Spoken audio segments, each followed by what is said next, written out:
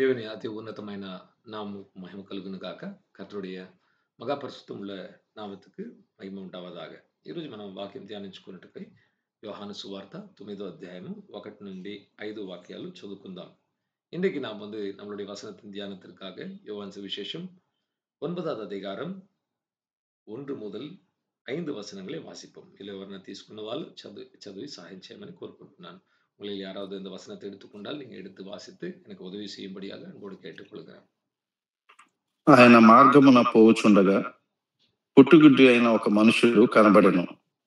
ఆయన శిష్యులు, బోధకుడా, వీడు గుడ్డివాడై పుట్టుటకు ఎవడు పాపం చేశాను? వీడా వీని కన్నవారా అని ఆయనను అడుగగా, యేసు, వీడైనను వీని కన్నవారైనను పాపం చేయలేదు గాని దేవుని క్రియలు వీని యందు ప్రత్యక్షపరచబడుటకే వీడు గుడ్డివాడుగా పుట్టెను. పగలున్నంత వరకు నన్ను పంపిన వాని క్రియలు మనము చేయుచుండవలెను. రాత్రి వచ్చుచున్నది, అప్పుడెవడును పని చేయలేడు. నేను ఈ లోకములో ఉన్నప్పుడు లోకమునకు వెలుగునని చెప్పాను. ఆమేన్. தமிழ்ல ఒకరు చదువుకుంటే బాగుంటుంది. அவர் அப்புறம் போகையில் பிறவி குருடனாகிய ஒரு மனுஷனை கண்டார். அப்பொழுது அவருடைய சீஷர்கள் அவரை நோக்கி, ரபி, இவன் குருடனாய் இருப்பது யார் செய்த பாவம்? இவன் செய்த பாவமோ இவனை பெற்றவர்கள் செய்த பாவமோ என்று கேட்டார்கள். இயேசு பிரத்யுத்தரமாக, இது இவன் செய்த பாவமும் அல்ல, இவனை பெற்றவர்கள் செய்த பாவமும் அல்ல, தேவனுடைய கிரியைகள் இவனிடத்தில் வெளிப்படும் பொருட்டு இப்படி பிறந்தான். பகற்காலமாய் இருக்கும் மட்டும் நான் என்னை அனுப்பினவருடைய கிரியைகளை செய்ய வேண்டும். ஒருவனும் கிரியை செய்யா கூட இராக்காலம் வருகிறது. நான் உலகத்தில் இருக்கையில் உலகத்திற்கு ஒளியாய் இருக்கிறேன் என்றார். Thank you sister. ఈ వాక్య భాగాన్ని మనము కాస్త ధ్యానించి ఈ 4-5 వాక్యాలను ధ్యానించి ఇందులో ఉన్న ఆత్మీయమైన రహస్యము మనం ఎలా అప్లికేషన్ అన్నమాట. ప్రతి వాక్యాన్ని మనం చదువుకున్నప్పుడు అందులోంచి మనం ఎలా ఏం చేయాలి, నేనేం చేయాలన్న ఒక మనసు కలిగిన వారుగా మనం దేవుని వాక్యాన్ని విన్న ఎడల మనం దేవుని క్రియలు చేయడానికి దేవుడు సహాయం చేస్తుంటాడు. பாருங்க, இப்போ ஒரு வசனத்தின் பாகத்தை நாம் தியானிக்கும் போது நான் இந்த வார்த்தையிலிருந்து என்ன கற்றுக்கொண்டேன், நான் என்ன செய்ய வேண்டும் என்பதுதான் நம்மளுடைய ముఖ్యమైన నోకమా இருக்கும்போது దేవుడు நமக்கு క్రియ செய்வார். ప్రభువైన యేసుక్రీస్తు నడుచుకుంటూ వెళ్తున్న ఆ మార్గమందు ఒక పుట్టుకతో గుడ్డివాడిని చూశాడు. చూసినప్పుడు తన శిష్యులు ఒక ప్రశ్నను అడిగారనమాట. శిష్యులు ఎప్పుడూ ప్రశ్న అడుగుతూ ఉన్నారు, ఎందుకంటే వాళ్ళు నేర్చుకునే స్థితిలో ఉన్నారు కనుక. ప్రభువా, ఇతడు చేసిన పాపమా, లేకపోతే ఇంకా వారిని కన్నవారు వాళ్ళ పేరెంట్స్ తల్లిదండ్రులు చేసిన పాపం వల్ల ఇతడు వృద్ధితనంలో పుట్టాడేమో అనేసి కూడా అడిగారనమాట. అప్పుడు మనం అర్థం చేసుకోవాల్సింది ఏంటంటే, ప్రారంభం నుంచి పాపమునకు రోగమునకు ఒక పొత్తు ఉన్నది.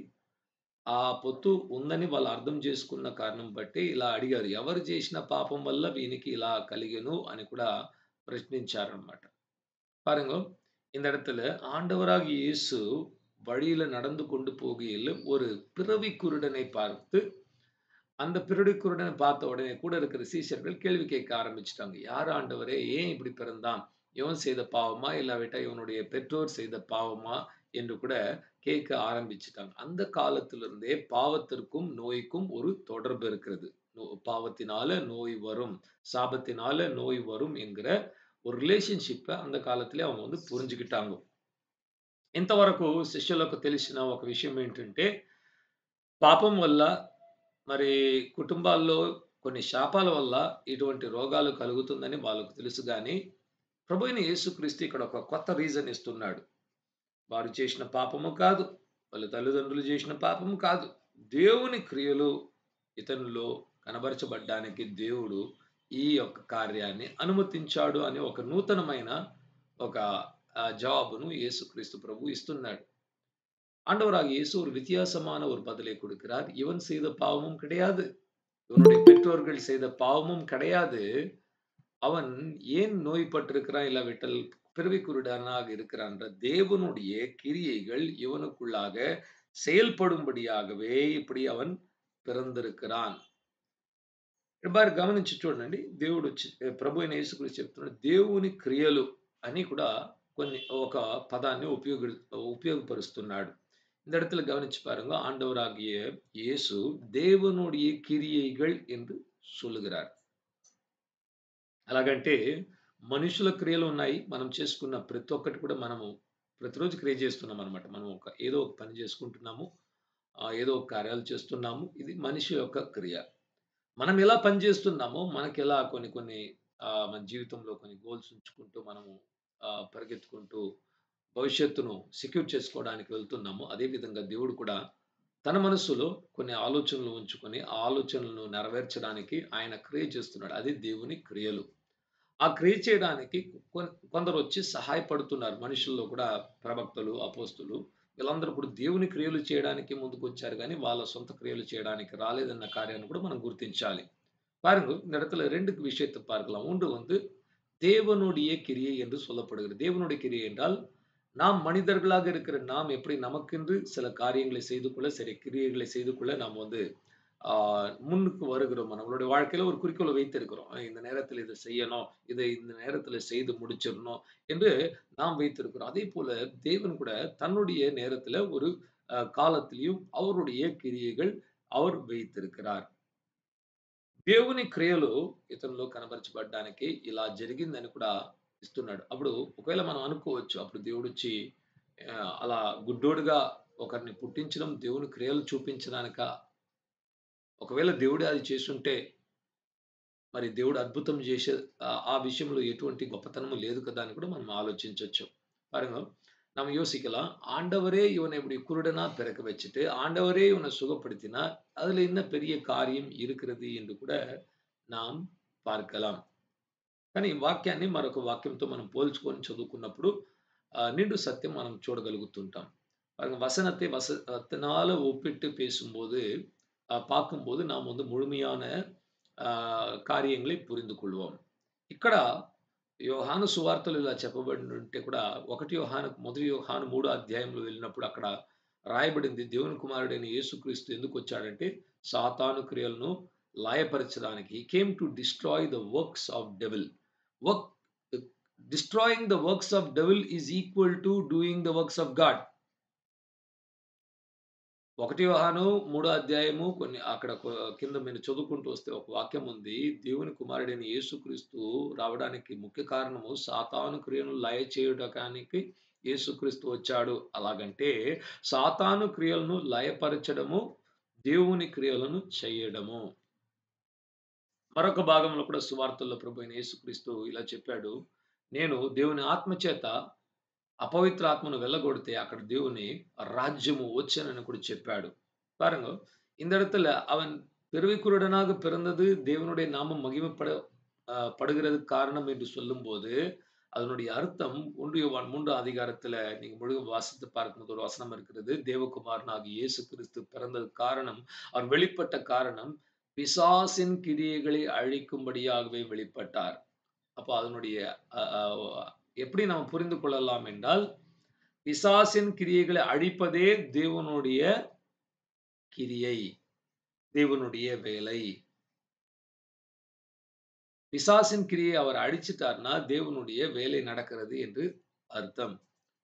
அதே போல ஆண்டவராகிய இயேசு மற்ற இடத்துல கூட சொல்லியிருக்கிறாரு. என்ன சொன்னார் என்றால், தேவனுடைய ஆவியினால நான் பிசாசை துரத்தினால், அசுத்தாவியை துரத்தினால் దేవునుடைய రాజ్యం அந்த இடத்துல வந்திருக்கிறது என்று சொல்லுகிறார்.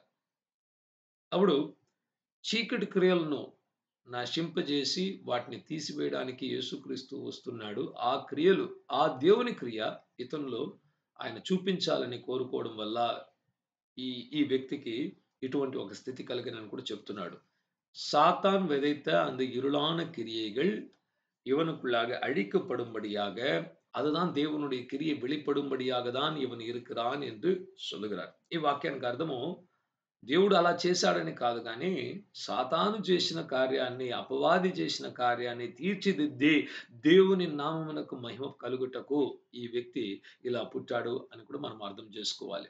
இதனுடைய விளக்கம், தேவனே அவன் அப்படி பிறக்க வச்சிட்டாருன்னு கிடையாது.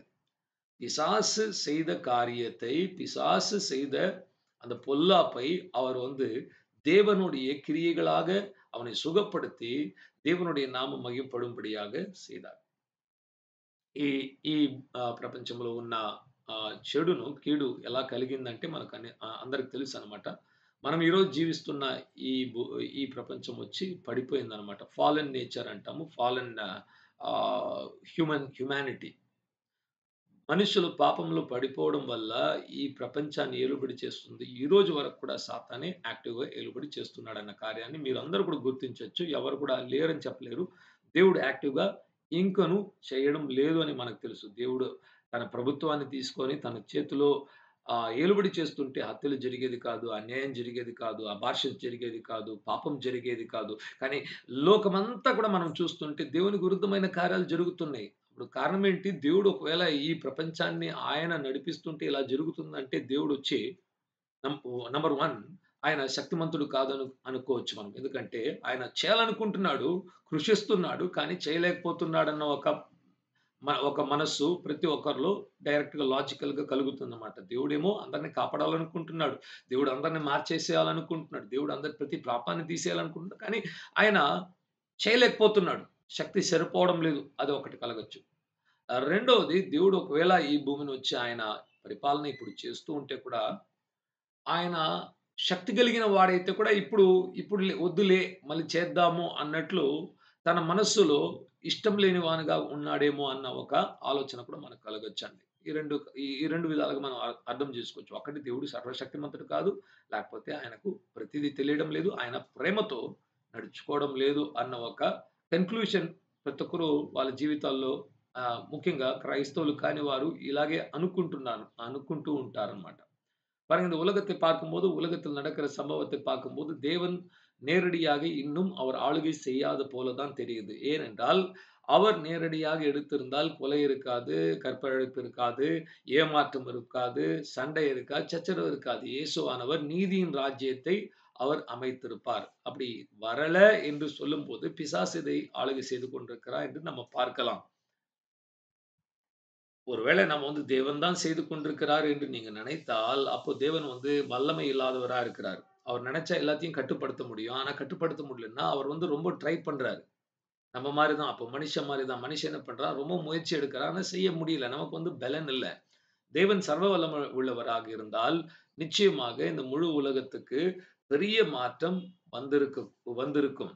2வது அவர் சர்வ வல்லமை உள்ளவராக இருந்து கூட இந்த உலகத்துல இப்படி நடக்கிறது என்றால், அவர் வந்து நம்ம மேல உள்ளவராக இல்லாம இருக்கிறார். அன்புள்ளவராக இருந்தார் நிச்சயமா இறங்கி செஞ்சிருப்பார்ல. அப்ப இல்லாதவராக இருக்கிறார் என்று தான் இந்த ఉలగத்துல இருக்கிற మనిదர்கள் పురిందు కొண்டிருக்கிறாங்க.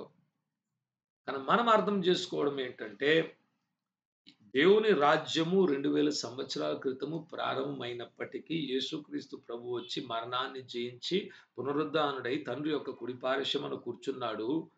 తన సంఘాన్ని ఎన్నుకున్నాడు. ఈరోజు దేవుని రాజ్యం ఎక్కడుందంటే ఈ దిగంతం అంతా కూడా లేదనమాట. మీలో నాలో ఆయన్ని ఎన్నుకున్న వాళ్ళు, ఆయన్ను వెంబడిస్తున్న వారు, దేవుని క్రియలకు అప్పగించుకుంటున్న మన జీవితంలో దేవుని రాజ్యము సంపూర్ణంగా వచ్చింది గానీ బయట ఇకను రాలేదు. దేవుడు వచ్చి సావరెన్ గా రూల్ చేస్తున్నాడే గానీ యాక్టివ్‌గా కిందకి దిగి సావరెన్ అంటే పై భాగం నుండి చివరిగా వచ్చే కన్క్లూషన్స్ ఆయన చేతులు తీసుకుంటాడు. కానీ కిందకి దిగి ఈరోజు భూమిని ఏలుబడి చేయడం లేదని కూడా మనము கன்க்ளூஷனுக்கு ராவச்சனమాట. இன்றைக்கு நாம் நடக்கிற காரியங்களை பார்க்கும்போது நாம் ஒரு காரியத்தை புரிந்து கொள்ளலாம். ஆண்டவராக இயேசு கிறிஸ்து 2000 வருஷத்துக்கு முன்பாக மரித்து உயிரோடு எழுந்து பிசாசை ஜெயித்து பிதாவுடைய சிங்காசனத்தின் பக்கத்துல வலது பக்கத்தில் அவர் வீற்றிருந்தாலும் இன்றைக்கு தேவனுடைய ராஜ்யம் முழு உலகத்துக்குள்ளாக வரவில்லை. விசுவாசிக்கிற உங்களுக்குள்ளாக எனக்குள்ளாக இந்த தேவ ராஜ்யம் வந்திருக்கிறது என்று கூட நாம் கவனிக்கலாம். நாம் ஒப்பு கொடுக்கும்போது நம்ம எந்த அளவுக்கு ஒப்பு கொடுக்கிறோமோ அந்த அளவுக்கு தான் దేవునుடைய రాజ్యం వரும். దయచేసి గమనించి వినండి. దేవుని రాజ్యం వచ్చి ఇప్పుడు నా జీవితంలో సంపూర్ణంగా వచ్చేసిందంటే రావచ్చు, ఆస్కారాలు ఉన్నాయి. కానీ నేను సమస్తము అప్పగించుకుంటే తప్ప దేవుని రాజ్యం నాలో సంపూర్ణంగా రాదండి. பாருங்க, என்னுடைய வாழ்க்கையில தேவனுடைய ராஜ்யம் முழுமையா வந்துருச்சா என்று நீங்க ஒரு கேள்வி கேட்டீங்கன்னா, நீங்க எந்த அளவுக்கு ఒప్పు கொடுக்கிறீங்களோ அந்த அளவுக்கு தான் வரும். ఒక క్రైస్తవుడు 50% తన జీవితాన్ని అప్పగించుకుంటే ఆ 50% లోనే దేవుని రాజ్యం ఉంటుంది. 50% మరొక 50%లో తన సొంత ఆలోచనలు, సొంత மைண்ட் செட்‌తో நடிப்பிச்சுకుంటూ ఉంటాரన్నమాట. இப்போ ஒரு கிறிஸ்தவனுடைய வாழ்க்கையில ஒரு 50% தேவனுக்கென்று ஒப்பு கொடுத்தான் என்றால், அந்த 50% தான் தேவன் கிரியை செய்ய முடியும். மற்ற 50% அவன் మనిదనాக தான் క్రియ செய்து கொண்டிருப்பான் என்பது కూడా గమనించணும். ఇప్పుడు ఈ కార్యాలు చెప్తుంటే కొందరు మీలో సందేహం రావచ్చు. ఎలా దేవుడు ఏలుబడి చేయడం లేదా? దేవుని ఆయన వచ్చి ఈరోజు దూరం ఉన్నాడా అనుకుంటే మనకు జవాబొచ్చు వాక్యంలో ఉన్నది 2 కొరింథీయులు 4 అధ్యాయము 4 వచనము చదువుకుందాం. ఎవరన్నా తీసుకోండి. 2 కొరింథీయులు 4 అధ్యాయం 4 వచనం.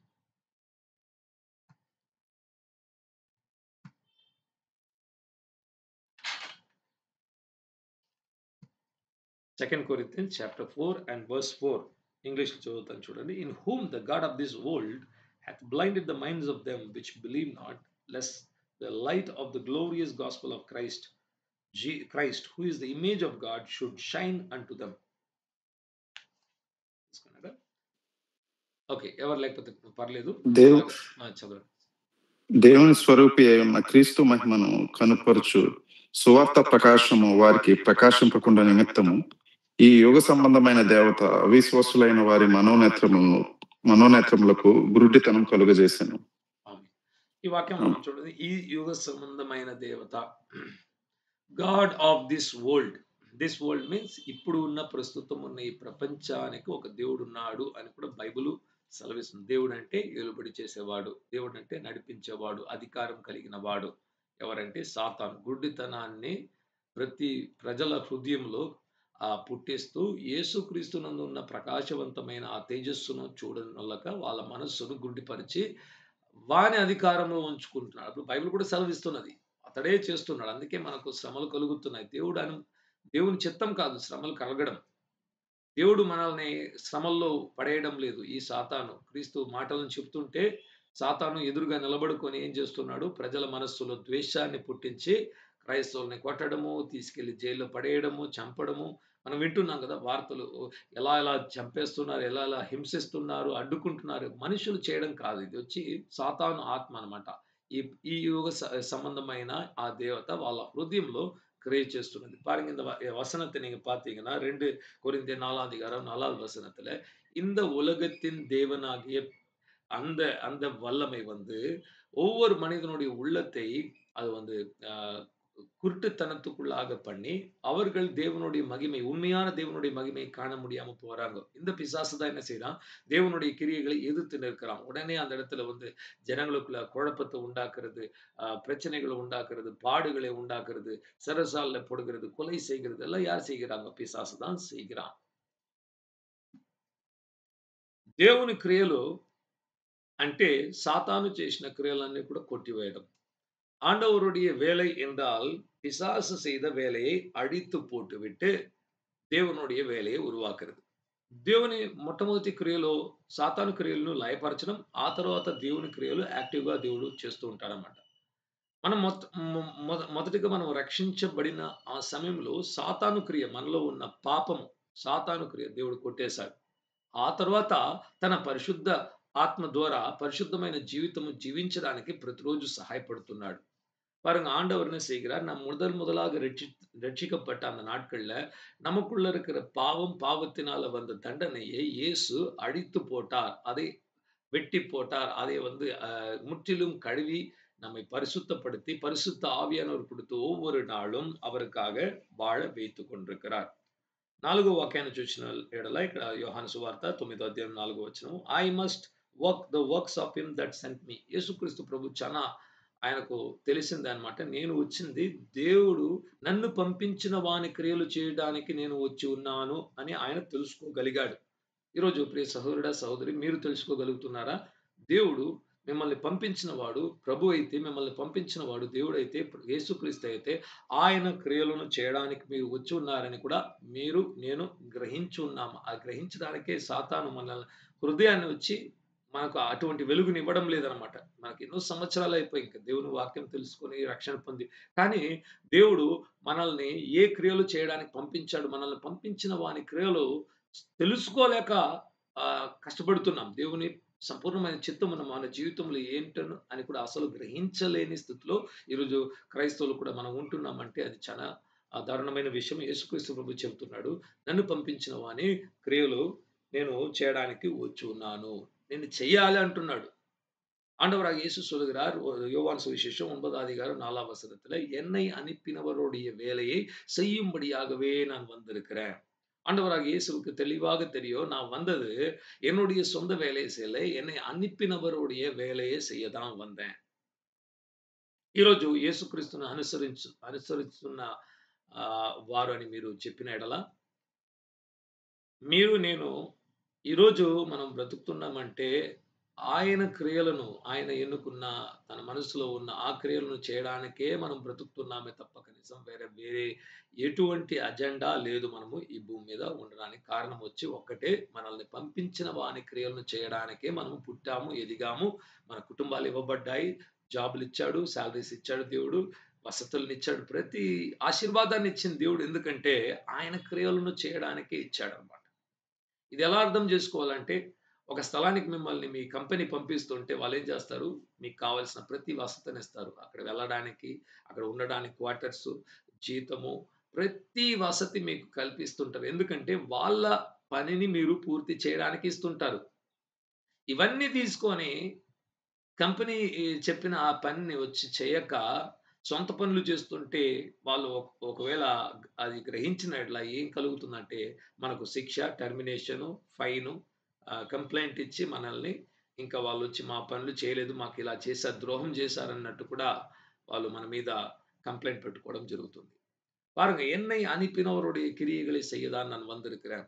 நாம் இந்த உலகத்துல வாழ்ந்து கொண்டிருக்கிறதுக்கு காரணம் வேற எந்த ஒரு காரணம் கிடையாது. உங்களை அனுப்பின தேவன் உங்களுடைய வாழ்க்கையில என்ன கிரியைகளை செய்ய நினைக்கிறாரோ அதை செய்து முடிக்க தான் நீங்க வந்திருக்கிறீங்க. வேற ஒரு காரணம் நிச்சயமா கிடையாது. இதை புரிந்து கொள்ள எப்படின்னா, ஒரு கம்பெனில வொர்க் பண்றீங்கன்னு வைத்துக்கொள்ளுங்க. ஒரு எம்ப்ளாயர் உங்கள ஒரு இடத்துக்கு அனுப்புனாங்க, ஒரு ஸ்தலத்துக்கு அனுப்புனாங்கன்னா, அந்த ஸ்தலத்துல உங்களுக்கு ஒரு குவார்ட்டர்ஸ குடுக்கலாம், வாகனத்த குடுக்கலாம், உங்க குடும்பத்துக்கு ஒரு வசதிய குடுக்கலாம். எல்லாமே செய்வாங்க.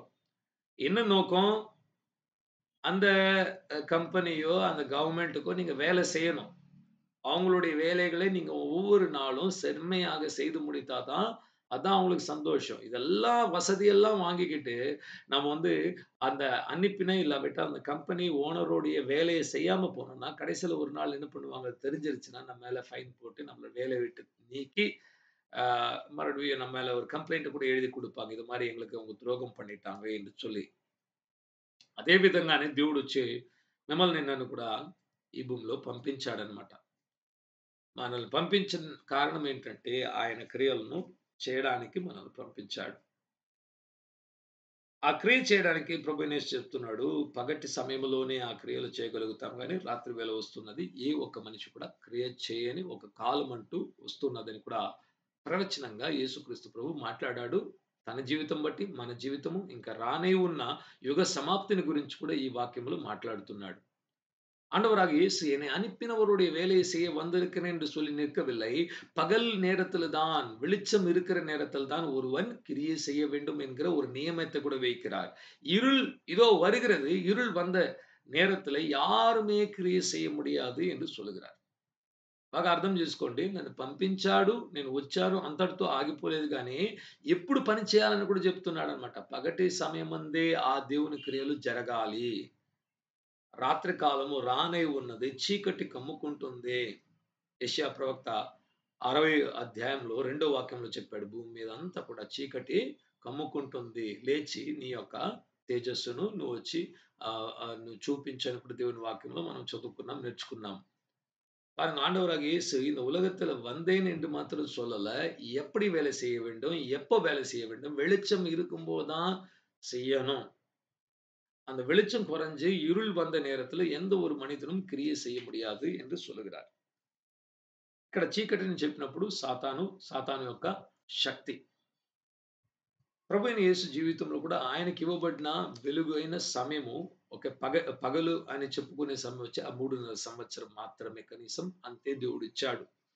బహిరంగంగా దేవుని క్రియలు చేయడానికి దేవుడు తయారు చేసుకొని 30-33 సంవత్సరాల వరకు యేసుక్రీస్తు ప్రభువు వెలుగునిస్తూ అందరినీ వెలిగిస్తూ వచ్చాడు. பாருங்க ஆண்டவராகிய இயேசுவை பிதாவாகிய தேவன் அபிஷேகம் செய்து 30 வயதிலிருந்து 33 வயது வரைக்கும் அவரை ஒளியாக வைத்து மற்றவர்களை வெளிச்சத்தில் நடத்த 3 வருட காலம்தான் அவருக்கு நேரம் கொடுக்கப்பட்டது. ఆ సమయాన్నే ప్రభు అయిన యేసుక్రీస్తు పగలు అని గ్రహించి దేవుడు అవకాశం ఇచ్చిన ఆ దినాల్లో దేవుడు మరి స్వేచ్ఛ ఇచ్చిన ఆ యొక్క కాలంలో దేవుని క్రియలు చేస్తే తప్ప చీకటి రానే ఉన్నదని చెప్పింది ఆయన జీవితంలో ఏంటంటే సిలువ. ఆయన చంపేయడానికి సాతాను రాజ్యము పూనుకొని ఏం చేస్తుందంటే ఒకరోజు ఈయన్ని మొదటి రోజు నుంచి చంపాలనుకుంటున్నారు. కానీ చంపలేకపోతున్నారు. దేవుని వెలుగు ఉన్న కారణం వల్ల. చీకటి దినం వచ్చినప్పుడు ఆయన ఇంకా ఏం లేడనమాట. ఆ రోజు ఎళ్లి ఆయన ఇంకా ఇప్పుడు ఒకసారి ఇలా ఆలోచించండి. గొల్గొతాకెళ్ళిపోయాడు. ఆ గొల్గొతా వెళ్ళడానికి ముందు అక్కడ గెత్సేమనే తోటలో కూర్చొని ప్రార్థిస్తూ ఉండేది. అప్పుడు ప్రభువా నేను చేయాల్సిన కార్యాలు ఉన్నాయి అనుకుంటే చేయలేడు. పూర్తి చేసుకోలేదు ప్రభు అనుకుంటే జరగదు. పూర్తి చేసేసాడనమాట. అందుకే ధైర్యంగా ఆ చీకటి వచ్చినప్పుడు చీకటిని ఎదుర్కొన్నాడు. ఆయనలో ఉన్న వెలుగు చీకటిని జయించింది. మరణము ఆయన బంధించలేకపోయిందని కూడా మనం గ్రహించాలి. ஆண்டவராகிய இயேசு சொல்லுகிறார் பாருங்க. பகல் நேரத்தில் தான் நீங்க வேலை செய்யணும். பகல் நேரம்னா அவருக்கு 3 வருஷ காலம் தான் பகல் நேரம். அதுக்கு பிறகு இருட்டு வந்தது. அந்த அந்த இருள் எப்படி வந்தது என்றால் அவரை சிலுவையில போடுகிற நாள்.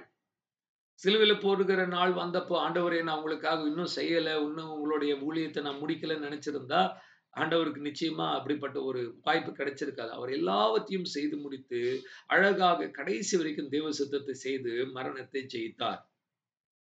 ఈ వాక్యం నుండి మనం అర్థం చేసుకోవాల్సిన కార్యం ఏంటంటే, మీకు మనందరికి కూడా మనందరికి కూడా దేవుడిచ్చిన పగలు అనే సమయం ఇదే. ఈ రోజే, ఇప్పుడే, ఈ క్షణమే.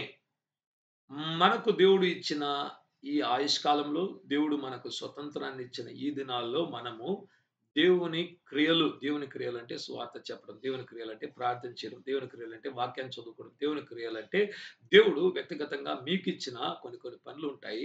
సహాయం చేయడం ఉండొచ్చు, మంచి క్రియలు చేయడం ఉండొచ్చు. అవన్నీ కూడా చాలా బలంగా ప్రభావంతో మనం వచ్చి వేగంగా చేస్తే తప్ప మనము పూర్తి చేసుకోలేము. ఎందుకంటే మనకివ్వబడిన సమయము చాలా తక్కువ. యేసుక్రీస్తుకు 3.5 సంవత్సరాలు ఇచ్చాడు. మనకెంత కాలం ఇచ్చాడో మనకు తెలియదు. ఆ సమయంలోనే ఈ దేవుడిచ్చిన కార్యాలన్నీ కూడా పూర్తి చేసుకోవాలి. ఇంకా యేసయ్య అంటే ఆయన ఆ రోజు, ఆ క్షణంలో దేవుని చిత్తాన్ని చేసేసాడు. మనమందరం కూడా మనకు తెలుసు. మనకు దేవుడిచ్చిన పెండింగ్స్ వర్క్స్ ఎక్కువ అలాగే పెండింగు ఆహ్, వందల కొలది పాయింట్స్ అలాగే ఉన్నాయన్నమాట. వాటన్నిటిని కూడా చేసుకోవాలంటే పరిశుద్ధాత్మ శక్తిని కోరుకొని ప్రభువా ఈ గడిచిన కాలంలో నేను ఏవేవి చేయకపోయానో అవన్నీ కూడా చేయడానికి ఇప్పుడు ఒక యాడెడ్ పవర్ ఏలియాకి ఇచ్చినట్లు ఇచ్చి రథము కంటే వేగంగా పరిగెత్తే ఒక స్పీడ్‌ను నాకివ్వు అని కోరుకుంటే తప్ప మనము దేవుడు మన జీవితంలో ఆయన నియమించిన క్రియలను చేసుకోలేమనమాట. பாருங்க ஆண்டவராகிய இயேசுவுக்கு 3 வருட காலத்தை கொடுத்திருந்தார். உங்களுக்கும் எனக்கும் இந்த பகல் நேரம் என்கிற காலம் எவ்வளவு நாள் இருக்கும் என்று சொல்ல முடியாது.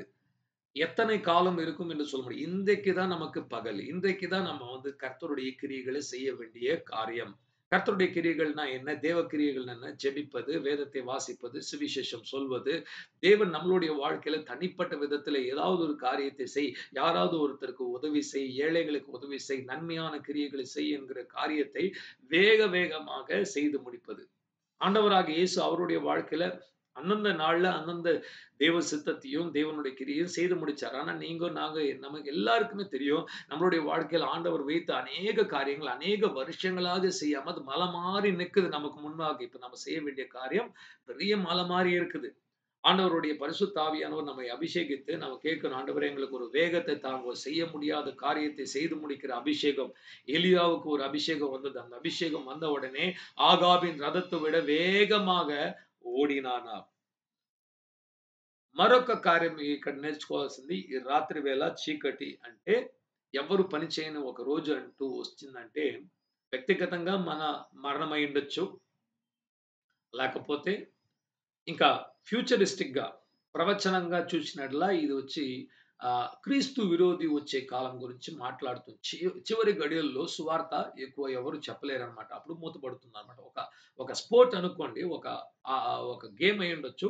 లాస్ట్ ఒక 2 మినిట్స్‌లో గోల్ కొట్టాలంటే చాలా కష్టం. అది జరగని పని. ముందుగానే చేసుకోవాలన్నమాట. లాస్ట్ 5 మినిట్స్, 2 మినిట్స్ అన్నప్పుడు చాలా టైట్ అయిపోతుంది గేమ్. గెలవడం వచ్చి చాలా చాలా కష్టం. అదేవిధంగా యుగ సమాప్తికి వచ్చిన ఆ సమయంలో క్రీస్తు విరోధి వాని యొక్క ఏలుబడి వచ్చిన తరువాత సువార్త మూతబడుతుంది. ఇక్కడ ఎవరు కూడా బహిరంగంగా ఇలా కూర్చొని మాట్లాడుకోలేరు.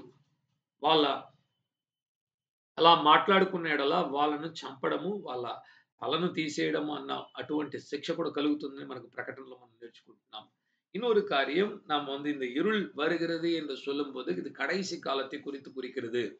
இந்த உலகம் முடிகிற சமயத்துல நம்மனால சுவிசேஷத்தை சொல்ல முடியாது. ஏனென்றால் கிறிஸ்து விரோதி அந்தி கிறிஸ்து எழும்பி வந்துடுவான். அவனுடைய ராஜ்யங்கள் எழும்பி வந்துரும். அப்ப எல்லாமே முடக்கி போட்டுருவாங்க. எங்கேயுமே சுவிசேஷம் சொல்ல முடியாது. எல்லாம் பேசினா நம்மள பிடிச்சு தலைய வெட்டிடுவாங்க. ஒரே ஒரு தலைய வெட்டி அப்படி போட்டுருவாங்க. கத்திரிக்காய் வெட்டி போட்டா மாரி வெட்டி போட்டுருவாங்க. அந்த காலத்துல யாரும் துணிந்து தைரியமாக சொல்ல முடியாது. సువిశేషం అడైకపடும். వాసల్கள் అడైకపடும். చూడండి సువార్త చెప్పడానికి కూడా ఈ ఈ ఈ యొక్క టైమింగ్స్‌లోనే చెప్పాలన్నమాట. ఒక టైమ్ దాటుకున్న తరువాత ఎవరు కూడా ఎవరితో సువార్త చెప్పలేరు. మనమే మనము చూస్తుంటే మనమే గ్రహించగలుగుతున్నాం. ఒక 100 సంవత్సరాల ముందు, లేకపోతే 50 సంవత్సరాల ముందు, 20 సంవత్సరాల ముందు సువార్త చెప్పడానికి ఉన్న ఒక స్వతంత్రం ఈరోజు మనకు లేదు కదా! బయటికెళ్ళి చెప్పడానికి. బయటికెళ్ళి కరపత్రాలు ఈరోజు మనం డైరెక్ట్ ఇవ్వలేము. బయటికెళ్ళి ఒక పెద్ద పెద్ద సభలు చేసుకోవాలంటే వందల కొలది మనం వచ్చి పర్మిషన్స్ తీసుకోవాలి. ఎవరు పడితే వాళ్ళు చేసుకోలేరు. దానికి ఎక్కువ ఇన్‌ఫ్లూయెన్స్ ఉండాలి. అలాగంటే చిన్నగా ఈ పగలు కాలం వచ్చి ఇప్పుడు సాయంత్రం సమయం వచ్చినప్పుడు ఎలాగా సూర్యుడు మరుగైపోతుంటే చిన్నగా చీకటి కమ్ముకుంటుందో అలాగా స్టార్ట్ అయిందనమాట. చీకటి ఆల్రెడీ స్టార్ట్ అయింది. ఇంకా పగలు అన్నా పట్టపగలు లేదు ఇప్పుడు మనకు. చివరి గడియల్లో ఉన్నాము. ఒక 5:30, 6 గంటలకు సాయంత్రం వేళ ఎలా ఉంటుంది? చిన్నగా వచ్చేస్తుంది. పొద్దుపోయే సమయంలో మనం ఉన్నాము. ఇప్పుడే త్వరగా చివరిగా క్రియ చేయకపోతే తప్ప మనము చేసుకోలేము. பாருங்க கடைசி காலத்துல சுவிசேஷத்தை சொல்ல முடியாது. ஒரு யுகம் முடியும்போது ஒரு கேம் என்று நினைத்துக் கொள்ளுங்க. அவங்க 1 மணி நேரம் அந்த ஃபுட்பால விளையாடிட்டு கடைசியில ஒரு 2 நிமிஷத்துல 2 கோல் அடிக்கணும்னா ரொம்பவும் கஷ்டம். முடியாது. எதிரி வந்து அவன் எதிர்த்தாக்க இருக்கிறவங்க வந்து தடுத்துருவாங்க. அதே போல தான் இந்த உலகம் முடிகிற நேரத்துல கிறிஸ்து விரோதி, அந்தி கிறிஸ்து வருகிற நேரத்துல சுவிசேஷத்தை சொல்ல முடியாது. 50 வருடத்துக்கு முன்பாக இருந்த, 20 வருடத்துக்கு முன்பாக இருந்த ஒரு வாய்ப்பு, இன்றைக்கு நாம் நேரடியாக யாரிடத்திலும் போய் சுவிசேஷத்தை பகிரங்கமாக தெருவுக்கள்ல நின்று கொண்டு, வீதிகள்ல, சாலைகள் நின்று கொண்டு செய்ய முடியாத ஒரு சூழ்நிலை நமக்கு கட்டுப்பாடு வந்திருக்குது. அப்படின்னா சுவிசேஷம் வந்து சொல்லுகிறதுக்கு, தேவனுடைய கிரியைகள் செய்கிறதுக்கு முடியாத ஒரு வேலை. இது ஒரு சாயங்கால வேலை மாரி இருக்குது. பகலெல்லாம் கடந்து போச்சு இப்போ. நம்மளுடைய காலம் கடந்து போச்சு. இப்போ வந்து கொஞ்சம் இருள் அப்படியே ஆரம்பிக்குது. 5:30, 6 மணிக்கு எப்படி ஒரு இருள் ஆரம்பிக்குமோ, அது மாரி ஸ் ஸ் மெல்லமா வந்துகிட்டு இருக்குது. இந்த இருள் வந்துகிட்டு இருக்குது. இப்போ வேகமா கிரியை செய்தால் ஒழிய, நாம் தேவனுடைய கிரியை செய்ய முடியாது. 5వ వాక్యం చూద్దాం. యోహాను సువార్త 9వ అధ్యాయము 5వ వచనము. As long as I am in the world, I am the light of the world. ఈ వాక్యాన్ని బాగా గమనించండి. యేసుక్రీస్తు నేనే ప్రపంచానికి, ఈ లోకానికి వెలుగై ఉన్నాను అని చెప్పాడు. అదే ప్రభు ఇక్కడ చెప్తున్నాడు. నేను ఉన్నంత కాలము ఈ ప్రపంచానికి నేను వెలుగై ఉన్నాను. ஆண்டவராக இயேசு சொன்னார், நானே உலகத்தின் ஒளி என்று சொன்னவர் இந்த இடத்துல சொல்கிறார், நான் இந்த ఉలగத்தில் இருக்கிற వరக்கும் நான் ఒళిயாக இருக்கிறேன். ఈ వాక్యాన్ని చూసినట్లే ఈరోజు యేసుక్రీస్తు ఈ భూమిలో లేడు. ఆ వెలుగు లేదు ఈరోజు. డైరెక్ట్ వెలుగు లేదు. యేసయ్య వెలుగు అది ఎళ్ళిపోయింది. 2000 సంవత్సరాల క్రితం ఆయన వెళ్ళిపోయాడు. కానీ ఆయన ఒక మార్గాన్ని ఈ వెలుగు ఆరిపోకుండా, ఈ చీకటి ఎక్కువ కమ్ముకోకుండా ఉండడానికి తన ప్రజలను వెలిగిస్తూ వచ్చాడు. ప్రతి మనిషిని ప్రకాశించే నిజమైన వెలుగు యేసుక్రీస్తు అని కూడా మనము యోహాను సువార్త మొదటి అధ్యాయం 7వ వచనంలో చదువుకుంటున్నాము. யோவான் சுவிசேஷம் 1ஆம் அதிகாரம் 7வது வசனத்தை பார்க்கிறோம். சகல மனிதர்களையும் பிரகாசிப்பிக்கிற மெய்யான ஒளி இயேசு கிறிஸ்து என்று சொல்லி. நான் உலகத்தில் இருக்கிற வரைக்கும் இந்த உலகத்துக்கு வெளியா இருக்கிறேன் என்று இயேசு சொன்னார். அவர் இன்றைக்கு உலகத்தில் இல்ல. அந்த ஒளி போயிட்டு. ஆனா அவர் ஒரு வழியை வைத்திருக்கிறார். அவர் பிரகாசிப்பிக்கிற மனிதர்கள், அவருடைய ஒளியை கொண்டு போகிற మనిదర్களை வைத்திருக்கிறார். ఇది ఎలాగంటే ఇంకా పరిగెత్తే వాళ్ళకి బాగా తెలుసు. రిలే గేమ్ అనేసి ఉంటుందన్నమాట. ఒక పాయింట్ నుండి మరొక పాయింట్ వరకు వేగంగా పరిగెత్తిన తర్వాత అక్కడ నిలబడుకున్న వారి చేతికి ఆ యొక్క టార్చ్‌నో, ఆ యొక్క బ్యాటన్‌నో అందిస్తుంటారు. వాళ్ళు తీసుకొని వాళ్ళు పరిగెత్తాల్సి ఉంటుంది. ఇలా అందరూ ఒక టీమ్‌గా పరిగెత్తితే தப்ப వాళ్ళు గెలవలేరు. பாருங்க ஒரு ரிலேங்கிற ஒரு ஓட்டப்பந்தயத்துல ஒரு மனிதன் இந்த இடத்துல ஒரு 400 மீட்டர் ஓடிட்டு மற்றவனுக்கு குடுப்பான். அவங்க எடுத்துக்கிட்டு ஓடுவாங்க. அந்த கம்பத்த மற்றவனுக்கு குடுப்பான். அப்படி குடுத்து குடுத்து கடைசி வரைக்கும் முடிச்சா தான் జయించ முடியும். ప్రభువైన యేసుక్రీస్తు ఏం చేశాడు? ఆయన వెళ్ళేటప్పుడు పరిశుద్ధాత్మనిచ్చాడు. అపోస్తలునిచ్చాడు. వాళ్ళేం చేశారు? ఆ వాక్యాలని వాళ్ళ నెక్స్ట్ జనరేషన్ ప్రతి ఒక్కరికి ఈ వెలుగును అందిస్తున్నారు. ఈరోజు ఈ వెలుగు యేసుక్రీస్తు చెప్పిన ఈ వెలుగు ఎక్కడుందంటే మీ చేతిలో, నా చేతిలో ఉంది. మనమే ఈరోజు మన చేతిలో ఉంచుకుంటున్నాం. మనము పరిగెత్తకపోతే, మనము దేవుని క్రియలు చేయకపోతే ఈ భూమిలో, ఈ ప్రపంచంలో ఉన్న ప్రజలు దేవుని క్రియలు చూడలేరు. இன்றைக்கு அந்த ஒளி, அந்த தேவனுடைய கிரியை செய்யக்கூடிய காரியம் யாருடைய கைகள்ல இருக்குன்னா, உங்க அ ம ஆண்டவராகிய இயேசுவினிடத்திலிருந்து பரிசுத்தாவின் இடத்திலிருந்து அப்போஸ்தலர்களிடத்திலிருந்து அ ஊழியர்கள் ஊழியர்களிடத்திலிருந்து அப்படியே ஒரு தலைமுறையா வந்து 21வது நூற்றாண்டுல இருக்கிற கிறிஸ்துவின் சபையாக இருக்கிற உங்களுடைய கைகள், என்னுடைய கைகள்ல கொடுக்கப்பட்டிருக்கிறது. ఈ దేవుని వెలుగు ఈరోజు ఉన్న ఈ సంఘము, ఈరోజు 21 దశాబ్దంలో జీవిస్తున్న దేవుని బిడ్డలందరూ కూడా ప్రపంచవ్యాప్తంగా ఉన్న వారి చేతిలో ఈ వెలుగు ఇవ్వబడి ఉన్నది. இன்றைக்கு இந்த 21ஆம் நூற்றாண்டுல உலகமெங்கிலும் இருக்கிற கிறிஸ்தவர்களுடைய கரங்கள்ல இது கொடுக்கப்பட்டிருக்கிறது. ఇప్పుడు మనము దేవుని క్రియలు చేయకపోతే ఇక ఎన్నడూ మనము చేయలేము. இன்றைக்கு நாம் தேவனுடைய கிரியை செய்யாமல் இருந்தால் இனி எப்பவுமே நாம் தேவனுடைய கிரியைகளை செய்ய முடியாது. మనమందరం గ్రహించాల్సిన ఒక కార్యము, ప్రభువా నన్ను పంపించావు. నా ఆయుష్కాలం చాలా తక్కువ. మహా అంటే ఇంకొక 30 సంవత్సరాలు, 40 సంవత్సరాలు, 50 సంవత్సరాలు. చిన్న వయసు ఉన్న వాళ్ళకు ఇంకొక 50 సంవత్సరాలు ఉంటే గొప్ప. நன்றாக யோசித்து பாருங்க. நமக்கு நேரம் இல்ல. நம்மளுடைய டைம் ரொம்பவும் குறைவா இருக்குது. இன்னொரு 20 வருஷம், 30 வருஷம், 40 வருஷம். இப்போ வந்து சின்ன வயதுல ஒரு 20, 25 వయదులో இருக்கிறீங்கன்னா, இன்னொரு 50 வருடம் தான். మనకందరికి తెలుసనమాట. ఇక్కడ ఉన్న ఎవరిని అడిగినా మన మన ఆయుష్కాలం ఎలా వెళ్ళిపోయిందంటే ఎవరికి తెలీదు. ఇప్పుడే పుట్టినట్లుంది, 70 సంవత్సరాలయింది. ఇప్పుడే స్టార్ట్ చేసినట్లుంది. ఇప్పుడే వివాహం చేసుకున్నట్లుంది. పిల్లలందరూ కూడా ఎదిగిపోయారు. వాళ్ళకు వివాహాలు చేసుకునే సమయం వచ్చేసింది. అన్నీ త్వరగా జరిగిపోతుందన్నమాట. ఎలా అంటే ఈ గడిచిన 30 సంవత్సరాలు వేగంగా ఎళ్ళిపోయిందంటే, ఇంకా రానే ఉన్న 30 సంవత్సరాలు మరింత వేగంగా వెళ్ళబోతుంది. ఎందుకంటే మనము చివరి గడియల్లో వచ్చున్నప్పుడు ఒక ఫనల్ లాగా కిందకి వచ్చేస్తున్నామన్నమాట. టైం అనేది చాలా స్పీడ్‌గా వెళ్ళిపోతుందనేసి ఒకసారి నేను చెప్పాను. ఒక ఫనల్ టైపు. దేవుడు ప్రారంభించినప్పుడు ఇలా ఉన్నింది టైము. ఇప్పుడు ఇలా వచ్చేసరికి ఆ సమయపూర్తి యుగ సమాప్తి వచ్చే కొద్దిగా అది వచ్చి చాలా నేరం అయిపోతుందంట. త్వరగా సంవత్సరాలు. ఈ సంవత్సరాన్ని ఇప్పుడే మనం ప్రారంభించుకున్నట్టు ఉంది. 2025 సంవత్సరము. మనం వాచ్ నైట్ సర్వీస్ చేసుకున్నట్టు ఉంది. చూస్తే ఇంకా ఇప్పుడు అక్టోబర్ వచ్చేసాము. ఒక్క నెల. నవంబరు త్వరగా వెళ్ళిపోతే డిసెంబర్ అయిపోతుంది. మరలా కొత్త సంవత్సరం. సంవత్సరాలు వెళ్ళిపోతున్నాయి. దినాలు వెళ్ళిపోతున్నాయి. మనం ఆరోగ్యము క్షీణించిపోతుంది. వయసైపోతుంది. కానీ దేవుని క్రియలు ఎంతవరకు ముందు అడుగు వేస్తున్నదన్న ఒక ప్రశ్నతో ఈ యొక్క மெசேஜ் నేను ஆப்புக்கொண்டுனாను. దేవుడు మిమ్మల్ని దీవించును గాక. பாருங்க, நம்மளுடைய நாட்கள், நேரங்கள், காலங்கள், வருடங்கள்லாம் வேகமா ஓடிக்கிட்டு இருக்குது. கடந்த 30 வருடம் எப்படி போச்சு நமக்கு தெரியல.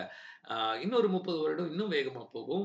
நாட்கள் போக போக அது வேகமாக குறைந்து கொண்டே வரும். அந்த சமயம் வந்து ரொம்ப ஸ்பீடா போகும். ஏன்னா உலகம் முடிய போகுது. முடிகிற நேரத்துல ஆண்டவர் வந்து அந்த டைம் வந்து ரொம்ப வேகமாக பறந்து போகும்.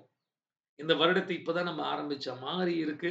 அதுக்குள்ள பார்த்தீங்கன்னா, இப்போ வந்து இந்த மாதத்தின் கடைசியில வந்துட்டோம். ஒரே 1 மாதம் இருக்குது. நவம்பர் மாதம், டிசம்பர் வந்துரும்.